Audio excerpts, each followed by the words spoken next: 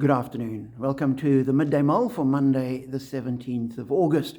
Just a note that it will be the only Midday Mull this week because for the rest of the week I will be on a diocesan clergy retreat.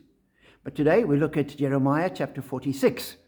And in verse 25 we read, "The Lord Almighty, the God of Israel, says, I am about to bring punishment on Ammon, god of Thebes, on Pharaoh, on Egypt and her gods and her kings, and on those who rely on Pharaoh. I will give them into the hands of those who want to kill them, Nebuchadnezzar, king of Babylon, and his officers. Later, however, Egypt will be inhabited, as in past times, declares the Lord." So a word of God to Egypt. Now, Egypt wasn't Israel. Egypt wasn't following God, didn't have the laws, wasn't worshipping God. They were standing, in a sense, aside from God. But the truth is they were still under God. God rules the entire universe. Everything is under his authority. And in the world today, there are many people that, well, you can believe that, but that's for you. We say, no, God is God of everyone. Whether we accept it or not, doesn't matter. God is God, and God rules supreme over all authorities. And so in the world today, there are many people who are living as though that's not true. We look at the mess of the conflicts that there are, countries doing what they like. God will judge them. Ultimately, he will establish justice. Now, that might happen in our time, and it might take a bit longer than that. But God is ruling over everyone, not just Christians, over everyone. And that's an encouragement that we have.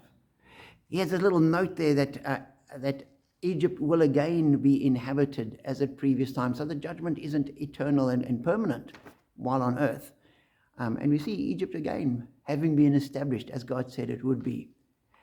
And if we continued reading, God then just brings a word of encouragement to Israel. "Do not be afraid, Jacob, my servant.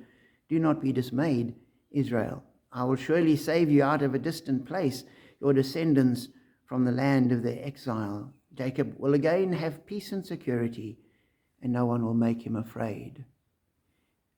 And at this point, everything was going south. It was getting worse and worse.